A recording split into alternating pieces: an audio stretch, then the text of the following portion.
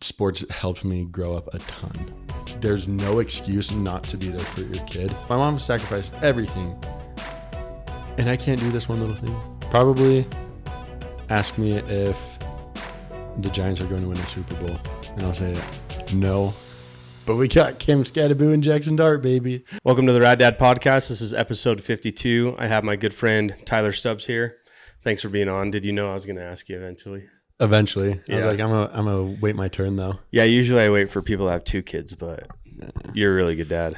I appreciate that. No, I appreciate you being on. Super excited. Just to start off, tell me a little bit about some of the highlights from your childhood. Some highlights from my childhood. I was raised by a single mom. She did amazing. Honestly, I don't know how she did it looking back, especially with kind of what we're dealing with now. I'm just like, man, especially hearing stories about myself as a kid, I'm like, that would suck. Yeah. But she raised me awesome. Went to high school and had played football, had the opportunity to play college football, and should have been Division I, but things happened to where I just played JUCO or junior college, and still college football in my books, and got to experience that, which was pretty awesome. And kind of one of the, I guess, biggest things in my childhood was my senior year was COVID. So that was your senior pretty year. big. Yeah. So dang. So you kind of hit on the point that you didn't fully realize like what your mom went through. Yeah. But you do now, right? In this year of Archie being alive, yeah. I'm like, holy cow. Yeah. I've talked about this with several guests on the podcast about how you really don't know what your parents go through until you have kids. Mm-hmm. And even in the first year, you realize that you're like, oh, I cannot believe my parents went through this, and there's new experiences as your kids grow older where you're like, I can't believe we put my parents through this, Yeah. But there's a whole different aspect for you because you were raised by a single mom, mm-hmm. right? So what gratitude have you felt towards your mom in the last year of being a father? It's really hard to put into words, kind of truly seeing the amazing job she did with how little she had. I look back at a lot of things, especially when it comes to, I look back at maybe things like school events or football games, especially Little League football games, and just getting me to football practice and different things like that, where it's like, okay, you still had a full-time job and career and still managed, whether it was her or her being able to find a ride for us or finding a way for us to get there. I look at that and I'm like, I truly don't know how you did it. And then, there's a lot of nights where we were home alone. Me and Eric were home alone until 6, 7. Mm-hmm. It was bound to come up. But just home by ourselves late and kind of figuring things out ourselves at times because she was working and doing stuff. And another big thing I kind of look at now is she sacrificed her whole life pretty much because a lot of and I'm not trying to bash anyone who made time to date after when they had kids and kind of found another spouse or anything, but she truly gave up all of her freedom and everything just to pour into myself and Eric. And looking at that, it's baffling. Yeah. Like I said, it's hard to put into words the gratitude and appreciation I now see even more. Do you have a memory or the first time it popped into your head where it was like, I don't have a dad? Yes. And so in elementary school, they do, well, the one I went to, they had every year they'd have like a Dads and Donuts. And I was like before school, you get there early, you have donuts with your dad. And that was probably one of the first times where I was like, I'm not going to this. Everyone else is there, but I'm riding the bus by myself. I'm like, cool. That was one of the first times. And then also one of the first times was, being baptized. Then usually it's your dad that does it, right? Like, that was one of the bigger moments. And then after that, getting, the priesthood and everything with church, like your dad is usually there to guide and help you through the way. And that was something I didn't have. Thankfully, I mean, like young men leaders and the ward and neighborhood I grew up in was awesome. And like, there's a lot of amazing men in there, but still you can't not notice or not think like, yeah, I'm kind of singled out right now. Yeah. What feelings did you experience? You know, I'm sure as you hit puberty and stuff, it's like the presence of a father, you know, is very important during that time. What emotions did you feel, if any? At the time, I would feel embarrassed, like, and it's so weird to say that, like, but I kind of would be a little bit embarrassed and maybe have a little bit of shame. Like, interesting. Like, I'm sticking out right now and not for, in my head, seemed like the best reasons. And it was like, I can't control this, but here I am. And so a lot of times I would try and like stand in the back or hide a little bit. Just because I didn't want people to notice. Yeah. And it was a very weird time. Yeah. I think we met when you were 14. I think I was young. That's so wild. So Tyler's family is family friends with my wife's family. So I married into Katie's family, and then we all just interacted and met. Katie's little brother is friends with Tyler and Eric. And then I was just there, and I was like, these kids are cool, so I'm hanging with them. Yeah. And you guys are actually one of the few people that do things. Like, yes. Your mom is so good at like doing fun stuff and inviting people and making everyone feel included. So Katie and I were like all about it. Yeah, she does an awesome job. It's fun to be invited to stuff. Besides your mom's presence, what helped you become a man? I think so there's like two different stages, I guess. Growing up, a lot of it was sports and coaches and friends, close friends, seeing their fathers and kind of seeing what they did. But I think the biggest was sports. And like my mom, she held me accountable for everything, and she was very hard on me, but there's nothing like being held accountable to a coach or a father figure in that way, because you're responsible not only for yourself but for the team. And so sports helped me grow up a ton. Yeah.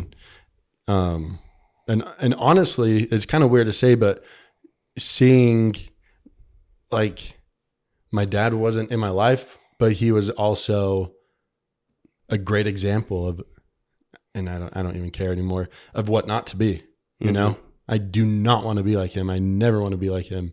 And so growing up, just seeing and hearing the stories and witnessing the memories I did have, I'm like, I don't want to be like that.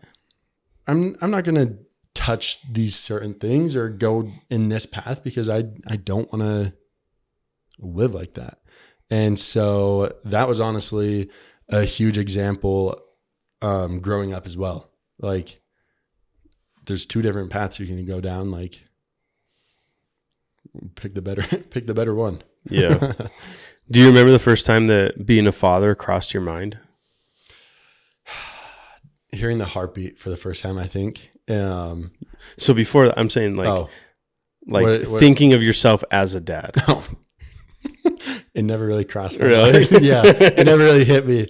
I mean, there's always times where I would be like, well, when I'm a dad, I want to do this, this, this. So you knew you were going to be a dad. Yeah, I knew eventually I'd be a dad, but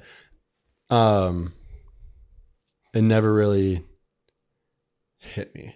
I don't know. It's kind of, how am I trying to say this? Like, I knew I'd eventually be a father. You didn't spend a lot of time. I didn't spend a lot of time thinking. I knew exactly. Like, I knew eventually who I didn't want to be like. Yeah. But and I had times where, like I said, I'd be like, well, I kind of want to do this and this, but it wasn't until we'd gotten pregnant that I was like, okay, how do I really want to do something? And honestly, hanging out with you and you and Katie, and when you guys had Lincoln, and kind of seeing how you're doing things has shaped how we're doing things, and trying to be as like present and as a little, like, honestly, as little screen time as possible. Yeah. Because nothing bugs me more when you're at a restaurant or something and the kid's just glued. Yeah, locked in. Yeah. I'm like, come on. I think as men, whether it happens before you actually become a father or during pregnancy or whatever, we all have this moment where we're like, hold up, what kind of father do I want to be? Mm-hmm. Talk to me about your moment and how you navigated deciding how you want to be as a father, how it changed your perspective on life.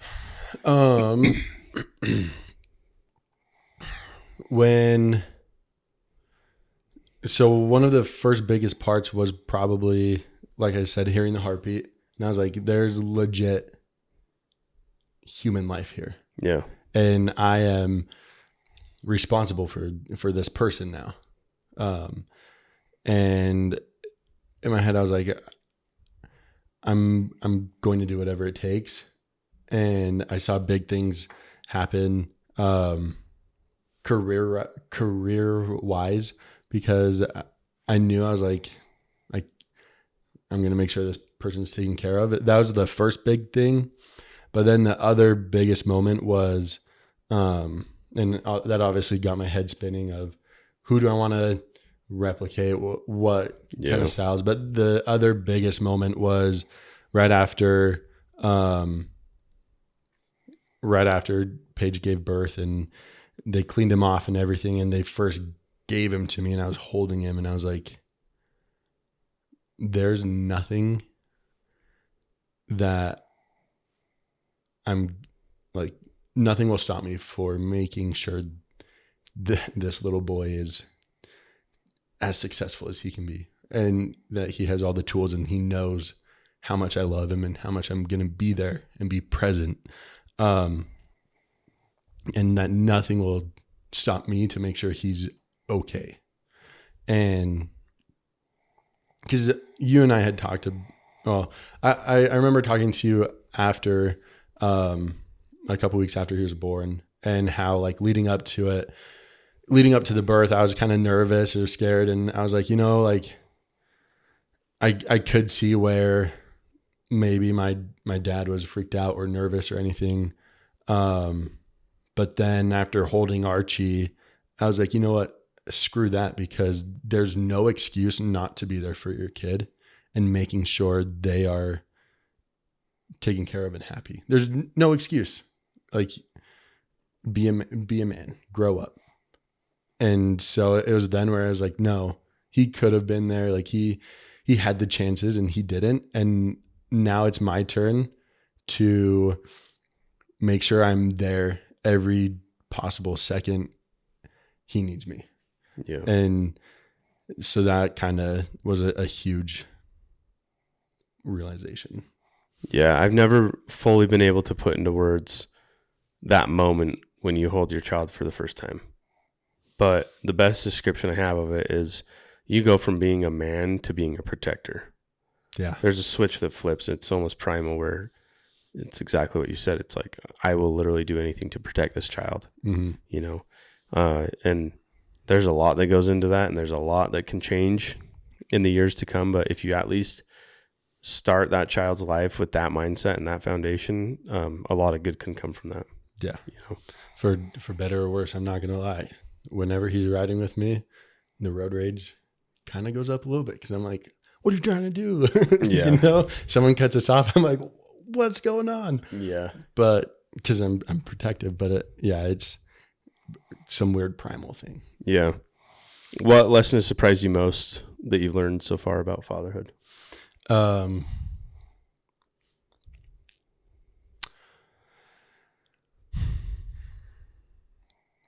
Patience, probably. And I mean, that probably sounds so cliche, but truly just patience of like. But aren't they just cute and cuddly their first year? What do you need to be patient about? Come on, tell the people that don't have a kid yet. Patience, you better learn it right now. No, but just like the little things, like you never think you're like, oh, changing a diaper is going to be so easy, blah, blah, blah, blah, blah. And at first it was kind of easy, but now the dude moves around like crazy and he's like doing a headstand while I'm holding his feet up here, trying to wipe him and make sure. Yeah. And then you're trying to put the diaper on and they just want to run away. And you're like it just, you know, like you could easily just get frustrated, but it's like, he's still learning too. But also it's then where you just tell yourself like, just be present in the moment. You're not going to get, you know? And so I've learned to like in a frustrating time like that, like just laugh it off, you know? Yeah. If he wants to crawl around naked or, you know, just be chilling butt naked and goofing around, do it. Yeah. If he wants to throw his food around a little bit, do it. Cause like there's no reason to get upset over that. And so just those little moments of patience has really kind of, one, taught me like I can do a lot better, but two, appreciate those little moments. And I mean, now that like I'm starting to fully understand and get it, it's been fun and good. Yeah. Patience is a huge one. And it's come up when I've asked that question to other guests, it comes up like half the time. Really? It's patience. And I think it's because a lot of times as men, we think we know patience. Like everyone talks about how important patience is. This is a whole other level of patience. Yeah. I mean, kids and babies, they can really hit a different nerve where you really have to take a step back and consciously be patient. You know, you make that decision beforehand that you will be patient, because in the moment, if you haven't made that decision, you'll just blow up. You'll lose your cool because it's just, I don't know, the kids from the day they're born, they figure out ways to get on your nerves. They know how to push your buttons. Yeah. It's like hardwired in them. Yeah. But also patience with yourself too. Like, I'm very much of a perfectionist, and it can be good or bad. Thank you, sports, for it. Right. Yeah. But, patience, like having patience with myself, knowing I don't fully know everything yet, or like I'm not a pro. I will say no one's a pro at this. Yeah. So I'm going to make mistakes myself and mess up, or Paige might make a mistake where she gets hard on herself, but it's like you have patience for yourself too, because we're still learning and we're still trying to figure all this out too. And I think that's something I didn't realize at first also. Yeah. And patience with your spouse. I mean, we, as men, I think we forget, or we honestly just don't fully understand what our wife goes through. Yeah. With the hormones and birth and physical and emotional pain, you know, and the recovery after, and then they're taking care of another human. Yeah. While you're at work, like it's probably really overwhelming. You're gone all day and they're just with the baby inside all day long. Also trying, like, Paige does an awesome job at making sure like the house is like in order still and clean. And then I come home and I try and help out as much as I can, and, or let Paige kind of take a break, and I have Archie, and so she can, whether it's just do whatever she needs to do, or if she's like, hey, just take him and I'll just make dinner, and that helps her, like, great. Because they go through a lot. Yeah. So statistically speaking, you guys had your first kid pretty dang young. Really young. I was 23. I was 23. Paige was 22. Yeah. Any, I don't want to say regrets, but like, would you do it differently, or do you feel like No, you guys are following the right timeline? For us, it worked out great. I think, and I say that just because, like, I know, like, you guys wanted to travel a bunch before, right? For us though, so my mom was 22 when she had me, and so when I'm 22, she's 44, and now we can. And I'm not saying just because you have older parents you can't go and do a bunch of stuff. Yeah, but we can, like, now we're older, we're adults. She's still pretty dang young. We can go do a bunch of stuff, right? Yeah. And so now when Archie's 23, I'll be 46, and like, I'm still. Yeah, but by the time your 8th kid is grown, Oh, I'm not gonna have 8 kids. You can believe you'll be that. in your 50s. I'm just kidding. But I think it kind of worked out great for us. I wouldn't change it for the world, but I understand and can see both sides of everything. Paige's parents waited until they're done with law and dental school, and so they had Paige. Her dad was 29 when they had Paige, and everyone's just different. But I wouldn't change it. I think it has helped me in every facet. Yeah. So one thing I've observed from an outside perspective that your mom is probably the best at out of anyone I've ever known personally is building a tribe. Yeah. Like, your mom throws parties and get-togethers and stuff. Literally everyone responds, and pretty much everyone goes if they can go. Yep. She puts together these events, graduation parties and football parties and all this stuff, and people are just attracted to her personality, her commitment.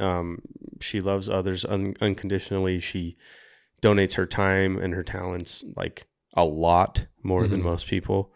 And I've just kind of observed that she's built this tribe around your family, especially the boys, you and Eric.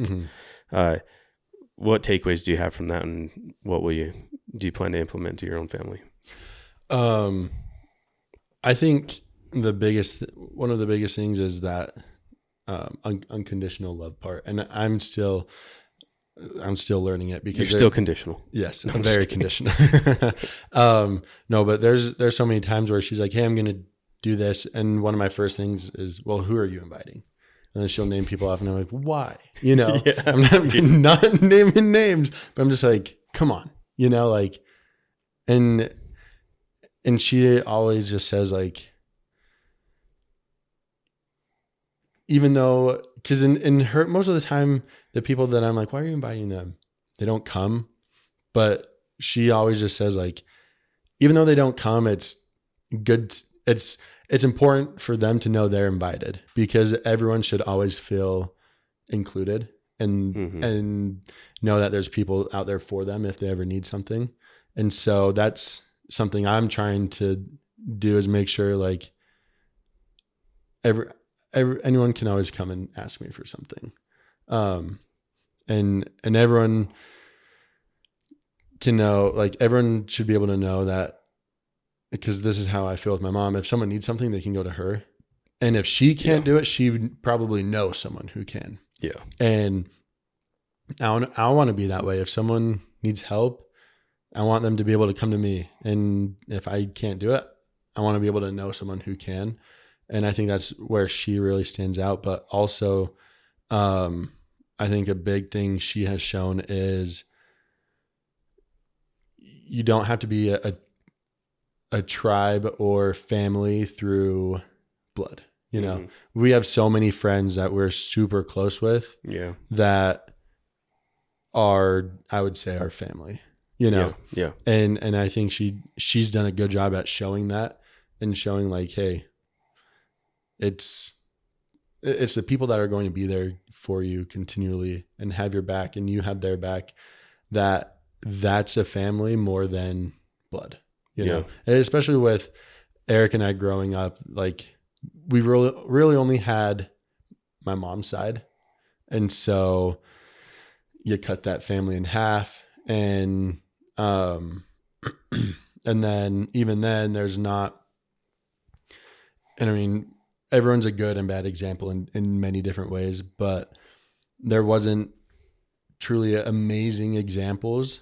And so what did she do? She found ways to build the tribe to show us those examples. And I want to be able to do the same. Like, hey, there's so many people around you that love you, that are doing different things that you can pick and choose from. And just know that you can go, like, I'm speaking for my kids here. Like, you can go to anyone and get help because they love you unconditionally, and vice versa. They can come to us. And so I think those are the two biggest lessons.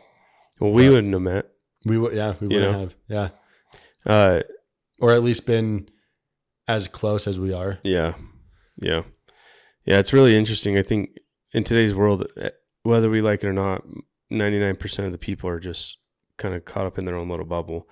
They're sucked into their phones, their careers, and their home life. But that's not how the world used to be, right? And if you think about, what we take to the grave, what's most important, it comes down to relationships that we build here on earth. Yeah. So who's more wealthy, your mom or somebody with 1 million followers?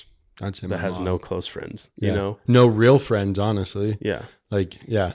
Because the person with 1 million followers they just have a bunch of followers. Yeah. But when they're in a real pinch, are those followers going to help that person? No. Yeah. But I can guarantee you that my mom could call multiple people and they'd be there to help right away. Yeah. And I'm trying to think. I know she did stuff before COVID, but I think COVID is when she really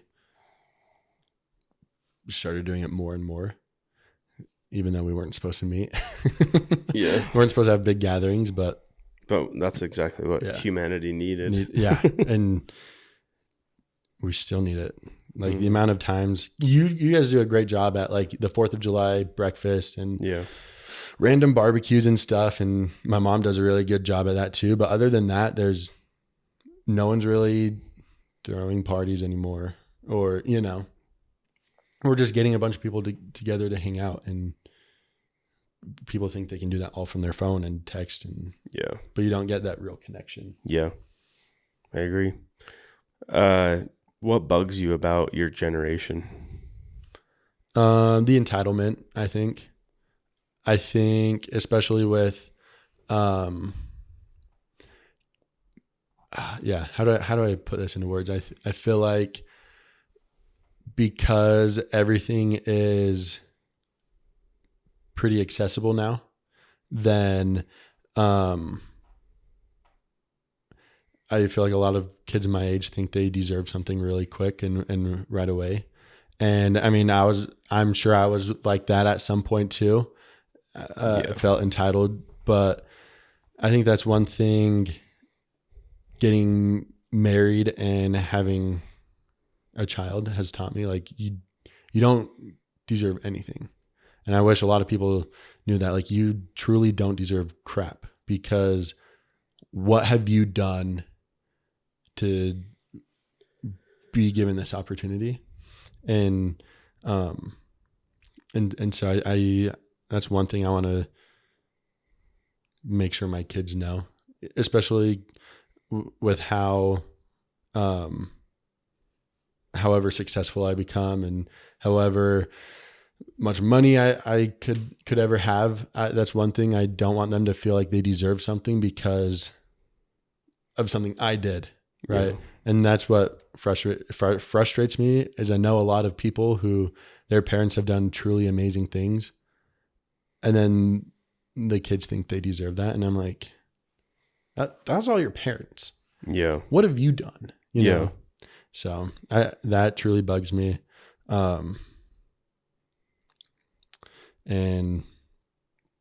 I'm sure there's a handful more, but that one off the top of my head. Yeah. I've wrestled with this thought a lot. And that is, how am I going to teach my kids hard work? Mm-hmm. Right. Like I grew up on a farm. We had a massive garden. My dad pushed us in sports. I mean, we learned hard work. I remember my very first job when I was 13 was working in an orchard. My dad's friend owned an orchard. Oh yeah. And the night before I was going to my first day of work, Mm-hmm. my dad like sat me down and he literally told me, "You are a Kelly and you work hard. You hold the Kelly name and you prove that Kellys work hard. That's what we're known for." And that stuck with me. Yeah. Like all the way until now. And I will teach my kids that. But I don't have a farm. I don't have an orchard. I don't have a big garden. So how am I going to teach my kids hard work? Well, I think the most accessible way that most of us will teach our kids hard work is through sports. Yeah. And I'm sure you've seen some of my content about wrestling, but Lincoln, my 5-year-old's in wrestling and karate, and he's already learning hard work. Like tonight at practice, they ran the crap out of those little kids. They were running sprints. That's and I'm insane. like, and Lincoln's like ready to cry. And he's like, "Dad, I don't want to run. Like all these kids are quitting." I'm like, "No, you're a Kelly. You know," he knows what that means now. I'm like, "You're a Kelly. You're going to run." He's like, "Okay." And he finished. But, yeah, that's why I'm a huge believer in youth sports. Yeah. And there's a fine line between like making them hate you. Yeah. You know, right. And just like teach them hard work. But yeah, I've always thought like, I worry for our kids. Like it's easier than it's ever been to be complacent and lazy and content with, your current situation. Yep. Oh, for sure. But there's no improvement in that state. Yeah. And I think like everyone says this a lot, you can have two different pains, right? The pain of now or the pain in the future of not having what you like wanted. And so the pain of discipline or the pain of regret. Yes, 1000%. And so it's like, even like, in football and stuff, right? It's like, I can either go through the suck now or go through the suck in the future, but you have to pick one. You can't avoid both or get through both and be just fine. And so I think sports is the best way now to show, just because there's nowhere to, unless you want to move to freaking Nephi or, in the boonies somewhere to have a farm, then sports is the best way to show that. Yeah. But even now, I look back now at times and I'm like, man, I could have gone a little bit harder here. Or I look back and I'm like, I'm so dumb. I could have mowed lawns in the summer and earned a little bit more cash here, or shoveled some snow, or, just done dumb things where I'm like, freak. But now I can do it. Yeah. So you're a real estate agent, technically self-employed. Yeah. If you wanted, you could take a nap and chill. Like you could. My brain does not function like that. But so I could. Why don't you? Because I know if everything's a competition, really, So if I'm slacking, someone's out there doing, like, getting a deal done or finding. So you're like the Goggins of real estate, or what? I wish I was David Goggins of real estate. I'd be going 24/7. But whenever there's two people, or I guess three people I think about when I want to like go easy. And the first one is Paige and Archie. And I think about how unfair it is to them if I kind of go easy or go light or take that nap or not go 100%. So first, Paige and Archie, just how big of a disservice it is for them, because inevitably they're the ones who suffer from it. Yeah. But then also I think of my mom and how selfish and rude it is to be going easy or going light because of everything she went through and everything she had to do. And so I'm like, my mom sacrificed, like, I'll be like, my mom sacrificed everything. And I can't do this one little thing. You know, I can't make one more phone call, or I can't reach out to this one person or knock on this one door, or, you know, I can't push myself a little bit harder for something that's so easy, like a phone call, you know, or like, what's the worst that's going to happen? Someone's going to say, no, F you, you know? And so I think of those, Paige and Archie and my mom, because I'm like, in their own ways, they are a huge disservice to those guys if I go easy or half-ass something. And so that's why I can't take a nap, or I don't know, you know. So whenever you have like hard times or dark thoughts, or, you know, whatever mental or internal struggle that you have, what do you do to be better, to feel better? What's your escape? I have a couple different escapes. One is obviously the gym, right? You can work through any frustration there. It's when it gets cold, like winter, then obviously there's nights where I hop on the Xbox with the boys, right? That's a nice little release. And then, sometimes. Sometimes.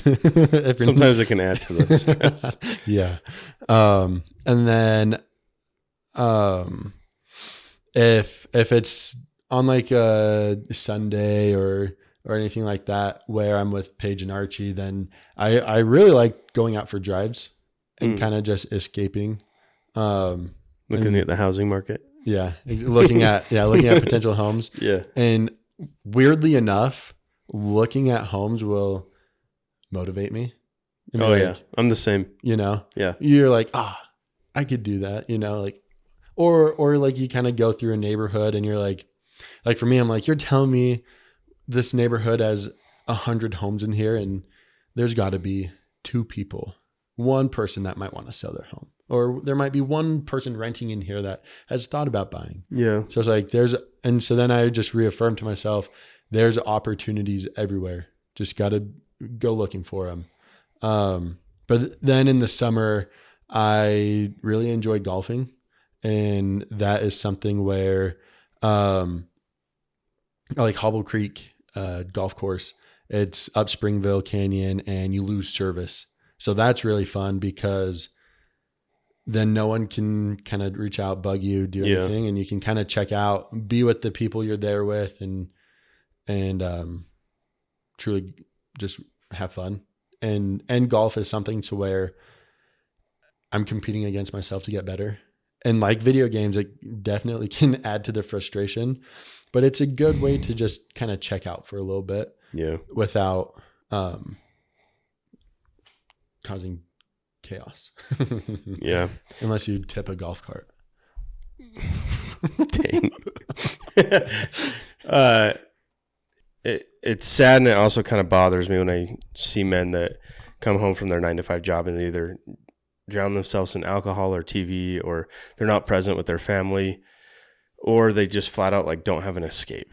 Mm-hmm. Like, to me, that is a huge red flag, and it's very unsafe for your mental stability. Yeah. Because being a father, husband, provider is very stressful. And oftentimes when something has to give in life, it's the man's emotions and his mental well-being, right? Mm-hmm. Because he's going to be a provider first if he's a good dude, right? Yeah. And so a lot of times as men, we end up putting our emotions on the back burner and our mental health on the back burner.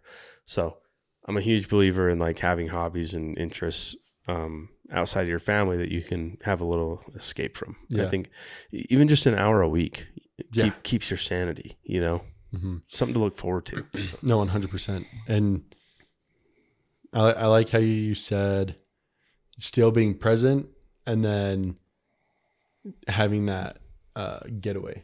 Because like, Yeah. I mean, when we play games, it's at like 9 when the kids are asleep. Yeah. And the spouse or the wife is doing her own thing too. Yeah. So you're like, all right, like I could either be doom scrolling right now or talking with my friends while Busting with the boys. Yeah, exactly. No, the thought of like gaming while my wife's upstairs dealing with kids or like cleaning the house and my kids are still awake, I'm like, definitely wouldn't do that. Yeah, like it just feels so weird. Yeah. And so, but honestly, one little getaway that I've been doing lately is I've always kind of been fascinated with kind of like, I love Marvel movies. Mm-hmm. And after every Marvel movie, I'm like, well, I wonder what the comic book is like. Oh, really? Right? And so Paige got me a couple of comic books for my birthday. And I've been reading this like X-Men one. And it's honestly like not that bad. I mean, girls have their fantasy romance books. And I mean, self-help books or like the nonfiction books are great, right? But like every now and again, you just need like, it's gotta be a kid again. Yeah, exactly. That's awesome. But yeah. You ready for a segment? Yeah. Okay. So this is gonna be rapid fire. Okay. It's called Rad or Bad. Rad or bad? So I'm gonna read something off and you have to say whether it's rad or bad. Okay. Okay. Wiping your kid's nose with your own t-shirt. Bad. Letting your toddler eat food off of the floor. Bad. All right. Depends on the food. Oh, okay. Dog food, bad. Yeah. Calling your kid bro or dude. Rad. Pretending you didn't hear your kid crying so your wife handles it. So bad. So rad. Because I'm gaming too. Letting your kids stay up because they're actually being cool for once. Rad. Maybe not the next day. Yeah. In the moment though. Let's see. Buying snacks for the kids, but hiding them for yourself. Rad. Yes. Getting fast food after a long day instead of cooking. Rad. Letting dinner be cereal because everyone's exhausted. Rad. I do this one a lot. Bribing your kids with snacks to behave in public. I haven't gotten to that point yet, but rad. Telling your kid because I said so. Super rad. Let's see. Wearing matching outfits with your kid. Rad. Saying back in my day. So rad. I catch myself saying that now to the kids on the football team. Getting emotional during a kid's movie. Rad, I'll say. Have some emotion.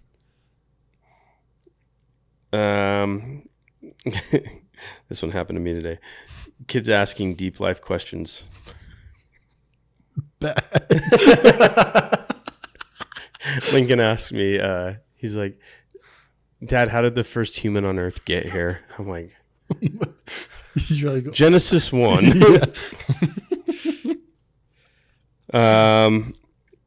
Stepping on Legos barefoot. Very bad. Dad sneezes that scare the whole household. Rad. I get in trouble for those.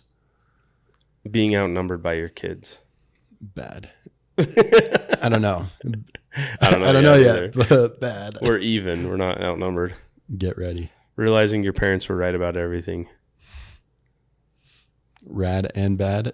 Probably, I'd say more bad because you're like, gosh, dang it. Yeah. Sweet. Oh. When someone's getting to know you for the first time, what's a question you wish people would ask you? I wish someone would ask me. Oh my gosh, that's so hard. I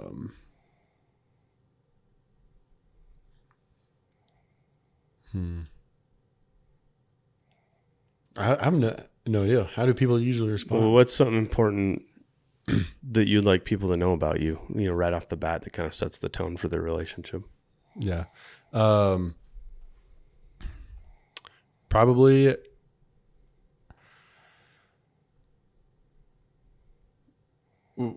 just getting to know me, and it's kind of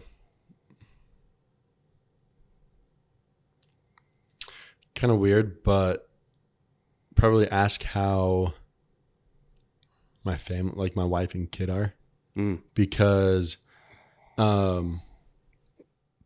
if we're gonna have a good like relationship, and then it's like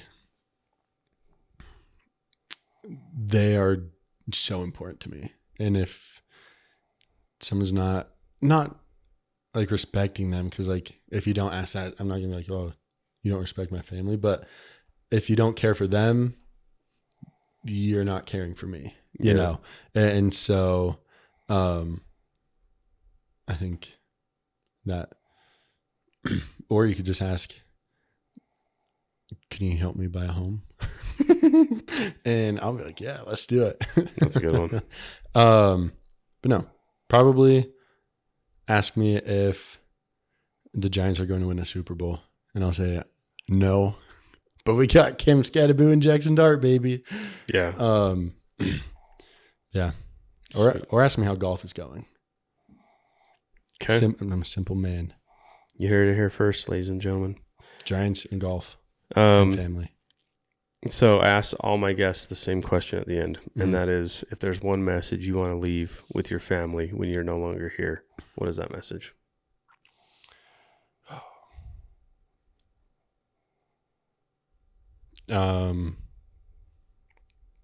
Shoot. I'd say lean on each other. The amount of times, how do I say this? In high school, and like when Eric got home from his mission, and while I was in high school, and kind of me going and playing football out in Kansas, and then coming back, and then immediately going to Ephraim to Snow. We weren't always the closest, but now kind of just being here, we talk all the time, like lean on your brother or sister or mom or dad or mom, because at the end of the day, they're going to be the ones that truly have your back. And I look at it now, and the person, honestly, one of the people I talk to most is Eric. Yeah. I'm always texting him. I'm always, whether it's about sports or mainly about sports or memes or just asking what he's doing. Like, I talk to him all the time, and he is truly one of my best friends. And I would say the same for those guys, or to my family and kids, because friends come and go, but your brother is there forever. Yeah. And you probably feel the same way. Yeah. I love that. Well, I appreciate you coming on the podcast and sharing your stories and insights. And yeah,